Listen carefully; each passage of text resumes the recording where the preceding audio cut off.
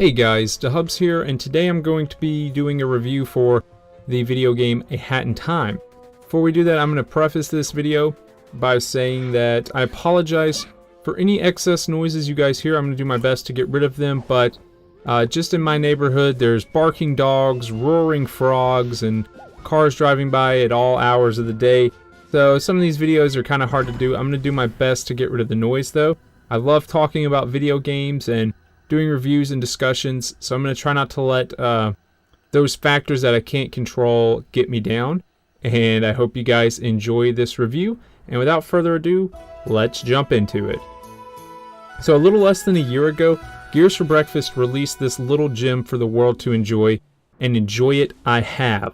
If you've never heard or seen of A Hat in Time before, it's a 3D action platformer made in the same vein as other classics such as Super Mario 64 and Banjo-Kazooie. The game is full of colorful levels, giant worlds to explore, an overabundance of collectibles, and some of the most engaging characters I've ever seen in a platformer. Now my style of review is like having a casual conversation, so let's discuss what the game did right and what the game did wrong. And we'll start with the right. The first thing I'd like to talk about is exploration. This is one of the most important factors to me when determining the fun factor of a game. The game features 4 massive worlds plus a 5th level that is more linear instead of the traditional sandbox that the other 4 worlds have. And yes, most games today feature 10 plus worlds, but the worlds you'll find in A Hat in Time are vibrant, unique, and so full of charm that I don't mind the lack of numbers, because it's quality over quantity with this game for sure. Now Mafia Town is still a world that I'll load up and run around in today with no goal or no mind. I've already basically 100% of the game, but I still just find the color scheme of that level, the characters of that level, everything is just so enjoyable. Not to mention the freedom of movement only aids this category as well. It features double jumps, aerial dashes, and wall climbing. So the worlds are super fun to traverse, and it never gets old dashing around these levels for sure. The next category is characters. And when I think 3D platformers, I don't always think of characters. When I think of a game like Super Mario 64, for example, a lot of it's kind of lifeless. There's not that much interacting with characters. It's mostly filled with villains and not other characters that Mario can interact with, minus, like the bomb ops basically. But A Hat in Time is definitely different. It features some of the most memorable characters in a video game, let alone 3D platformers. The Snatcher is probably my favorite character, but the Conductor and DJ Groove's rivalry, the alien-fearing Mafia, and the interesting anti-hero that is Mustache Girl form a rainbow of charm that help carry the game. The next category we're going to discuss is collectibles. Ah yes, collectibles. You either love them or hate them, and I think Gears of Breakfast absolutely nailed the collectibles that are hidden throughout this game. And I do think collectibles are easily one of the most make or break factors of a platforming game, because you hear all the time about a game like Donkey Kong 64 and how they may have overdone the collecting in that game, but I personally love it. As for A Hat in Time, the collectibles are as followed. You have timepieces, so think stars from Super Mario, pawns, think coins in Super Mario, and Rift tokens. And I don't necessarily have a comparison for Rift tokens, but it's basically a second form of currency. Not all collectibles per se, but there are several hats that she can equip to give her powers. For example, she has a sprint cap that lets her move faster, while say the brewer cap gives her the ability to launch projectiles. There's also dyes that change her costume color and style. I find this to just be a perfect blend.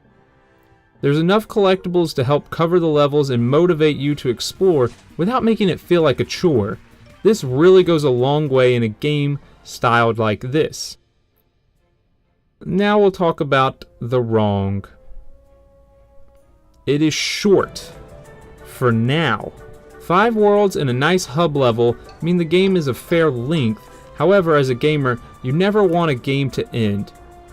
The next wave of DLC slash an update says it'll roll out 2 new worlds, and I am super excited for that. Basically, this small blemish could be erased with the next update, and that will help the score, adding a 5th and 6th level. It was a stretch goal in their Kickstarter, and they reached it, so we should be getting that hopefully this year. I haven't really seen an update. They've released the first wave of DLC, and now we're just waiting on the second wave. The second thing I'd like to talk about is untapped potential. When I was reading about the game earlier this year before it came out, I remember reading about using the timepieces to turn back time and such. It comes up from time to time. Some characters will mention it. Mustache Girl talks about being able to reverse time and stop the Mafia town from ever taking over, but it seems like it's mostly in the background. This seems to be a story element and not a gameplay mechanic. I could be misremembering something, but it feels like there were some time-altering mechanics they could have really expanded upon. But that's really it. Those are my only 2 complaints. Some of the other points I'd like to go over are color. For me, in a happy 3D platforming game like this, color really is everything. And when you take a level like Mafia Town, I think it's just so beautiful. Alpine Skyline also comes to mind as a beautiful level.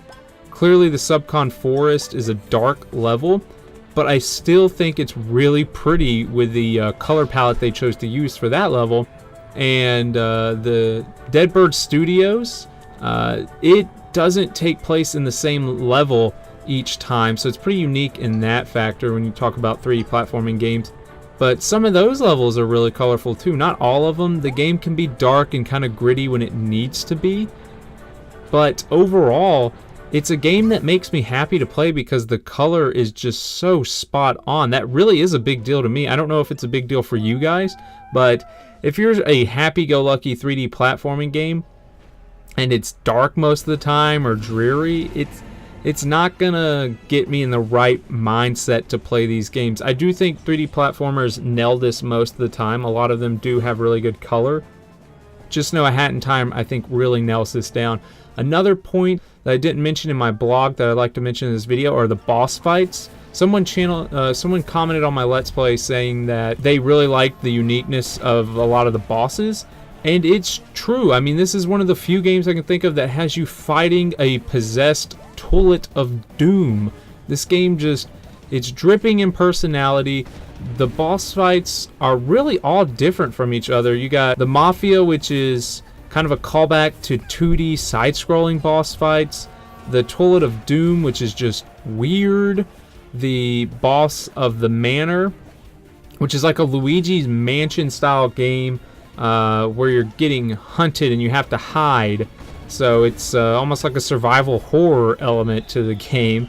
For, A Hat in Time anyway. And each boss is just so different than the last. It's so refreshing and enjoyable, I think. I'm sitting here trying to play all the bosses back in my head to see if there were any that were kind of similar to each other, and I can't really think of too many bosses that were similar. I mean, the bosses in Mafia Town were kind of similar because they were Mafia members, but they were done in a different way. The barrel battle with the Mafia, the final fight with the Mafia leader kind of thing, was very different, even though it was jump and bonk on their heads, kind of like a Donkey Kong Tropical Freeze or a Super Mario style level. So I really just can't say enough things about how it took the Super Mario 64, the Banjo-Kazooie, the Donkey Kongs, and blended them with, I think, what 3D platforming games should be like in the future. And I really hope it revitalizes the genre. Like I said, it's been out for less than a year. It came out the same time Super Mario Odyssey did. I don't know if that overshadowed it or whatnot, but if you guys haven't played it, you really need to at this point. If you played earlier platforms for the N64, the GameCube, the PS1, the PS2, which I consider anything on those systems really the golden age of platforming in the 3D realm. I know 2D platforming is a little different, but seriously, if you played during that era, you need to jump onto this game. Seriously. Hat in Time is available on Steam for just $30. I checked that a couple of days ago. That's what I bought it at back in October. It's still that price. It goes on sale a couple of times on Steam. Can't speak for the PS4 and the Xbox One, but it's also $30 on there. Just don't know if it goes on sale a lot. I know they were trying to get it on the Wii U. I think they might have been trying to get it on the Switch. I don't know if they ever did or not though. But that's really my closing thoughts, guys, on it. If I had to give it a score, I'd say it's somewhere between a 9 out of 10 and a 10 out of 10. I am a little biased towards these styles of games. Yeah, I don't play a lot of first-person shooters. I play a couple, but I don't play a lot of them. This is really my bread and butter. These are the style of games I like. I'm a little biased, and if you're like me and you like these games, this is just the perfect homage, I guess, to this genre we grew up on. And I'm gonna just move on. So I don't keep saying, you know, go play it, go play it, go play it. Because I could probably spend the next 10 minutes saying go play it. Really passionate about the game. If you're still on the fence about it, I have an entire Let's Play on my channel. Oh yeah, one other thing I didn't even mention is mod support. Seriously, once you're done with the game, people have remade levels. Like they made Mario Galaxy, what's it called? Sweet Galaxy? Or Rocky Road Galaxy, something like that, where the level is an ice cream. Someone remade the Honey Hive Galaxy. I know I'm bad with names. Someone remade Bahamut Battlefield, and they have done mods to change the assets. You can get her to dress like Link. I saw where someone made a Majora's Mask. People have done such crazy things with this game that even once you spend your $30, you beat a relatively about mid-length game, and then you realize, oh boy, look at all this stuff I have to download. I don't know what the PS4 and the Xbox One's mod support looks like, if it even has any. I don't know. I don't play it on those systems, but I play it on Steam, and seriously, it's crazy. Once you're done with the main campaign, that's when it's really getting started. People have been going crazy with this game and the mod support. Definitely worth checking that out too. So I think that's everything I have to say about this wonderful game. Seriously, guys, if you've been on the fence, just try it out. It's awesome. There's plenty of Let's Plays on it. Just like I said, we're gonna end it here. More discussion style videos. I did games I want on my N64 Mini, and top 5 characters I want added to Smash, and we'll be doing more. You can also go to my blog for more top 5 content and more posts like this. I try to do Let's Play content, though that's slowing down for the time being. I'm doing more discussion style videos like this for now. So that's going to do it. Thank you guys for watching. I hope you have a great day. Like the video if you like it. Comment. Let the world know how awesome this is. Share this video so people who are on the fence can get that motivation that they need to play the game. And I'm going to end it here. Have a great day, everybody. Thanks for watching.